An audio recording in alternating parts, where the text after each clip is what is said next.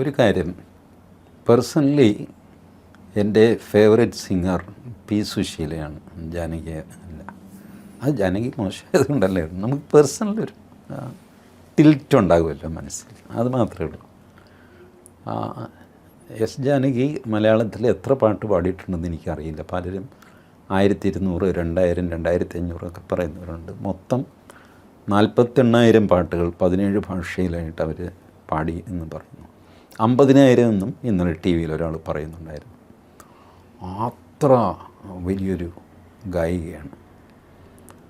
പക്ഷേ എന്നാലും 2013 അവർ പത്മഭൂഷൺ അവാർഡ് നിഷേധിച്ചു, വേണ്ടാന്ന് പറഞ്ഞു.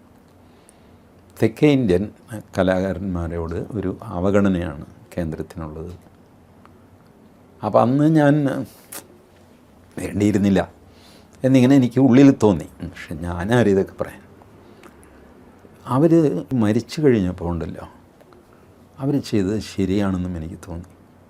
കാരണം ഉത്തരേന്ത്യൻ ചാനലുകൾ, ഇംഗ്ലീഷ് ചാനലുകൾ ഒരു സ്ക്രോളായിട്ട് ഈ മരണവാർത്ത കാണിക്കണമല്ലോ.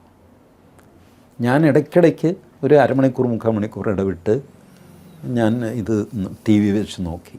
ഇല്ല, ഇന്നത്തെ പ്രധാന 10 വാർത്തകൾ എല്ലാ ചാനലുകളും ചെയ്യുന്നതാണ്. ആ 10-ലൊരു വാർത്തയായിട്ട് ഇത് വരണ്ടേ? ചെയ്തില്ല.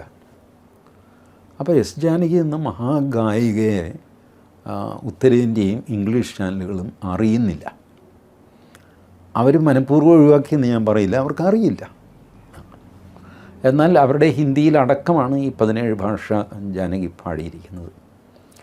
അപ്പോൾ വെറുതെ അല്ല അവർ പത്മഭൂഷൺ നിഷേധിച്ചത്. മാത്രമല്ല, വിനയപൂർവ്വം അവർ പറഞ്ഞു ഭാരതരത്നയാണെങ്കിൽ ഞാൻ വാങ്ങുമായിരുന്നു. കാരണം അവർ അത്രയ്ക്ക് പ്രായമായി അത്രയധികം പാട്ടുകൾ പാടി, എന്നിട്ട് നിങ്ങളൊരുമാതിരി കൊച്ചാക്കുന്ന പോലെ. എന്നാൽ ജാനകി ഒരിക്കലും ഒരു റിബലൊന്നും ആയിരുന്നില്ല, ആരോടും വഴക്കിടില്ല, ഒന്നും ചെയ്യില്ല. എല്ലാവരോടും സ്നേഹപൂർവ്വം പെരുമാറും. സംസാരിക്കുമ്പോൾ ശ്രദ്ധിച്ചിട്ടില്ല, തുടക്കത്തിലൊരു ചിരി, ഇടയ്ക്കൊരു ചിരി, തീരുമ്പോൾ ഒരു ചിരി, സർവത്ര ചിരിയാണ്. അത് നിഷ്കളങ്കമായ ചിരിയാണ്. കൊച്ചുകുട്ടികൾ ചിരിക്കുന്ന പോലെയാണ് അവർ ചിരിക്കുന്നത്. കൊച്ചുകുട്ടികളുടെ സ്വരത്തിൽ പാടാനും അവർക്ക് സാധിക്കും, കൊഞ്ചി പാടാനൊക്കെ സാധിക്കും. അതിന് കാരണം ബേസിക്കലി അവർ നിഷ്കളങ്കയായ ഒരു സ്ത്രീയാണ്. വാസ്തവത്തിൽ അവരുടെ ഭർത്താവ് മരിച്ചപ്പോൾ 97-ലോ മറ്റോ അവർ പാട്ട് നിർത്തി.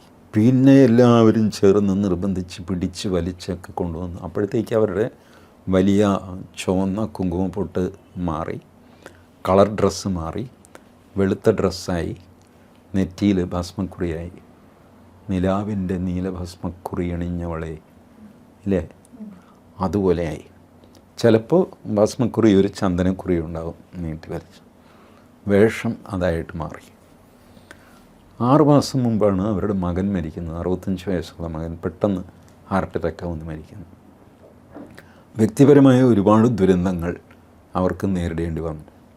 പക്ഷേ അപ്പോഴും അവർ പാട്ട് നിലനിർത്തി, ഇടയ്ക്ക് നിർത്തി, പൊതുജനാഭിപ്രായത്തിന് വഴങ്ങി വീണ്ടും പാടിത്തുടങ്ങി. 2017 പിന്നെ ഈ പാട്ട് എന്ന് പറയുന്ന അവസാനിച്ചു. പക്ഷേ ജീവിതത്തിലെ പാട്ട് അവസാനിക്കുകയല്ല. പാട്ട് ഇത് ഗാനമേള, സിനിമയ്ക്ക് വേണ്ടി പാടുക, അത് നിർത്തി, പബ്ലിക് പെർഫോമൻസ് നിർത്തി. ബട്ട് മരണം വരെ ഉള്ളിൽ പാട്ടുണ്ടായിരുന്നു. അവരിപ്പോൾ എത്രയോ പേര് പോയി കാണുന്നു, അവരുടെ കൂടെ വീട്ടിൽ തന്നെ ഇരുന്ന് പാടുന്നു. ഇങ്ങനെയൊക്കെ ചെയ്ത സാർത്ഥകമായൊരു ജന്മമായിരുന്നു. 88-ാം വയസ്സിൽ നമുക്കൊരു അങ്ങനെ ഒരു പരാതി എന്ന് പറയാനില്ല.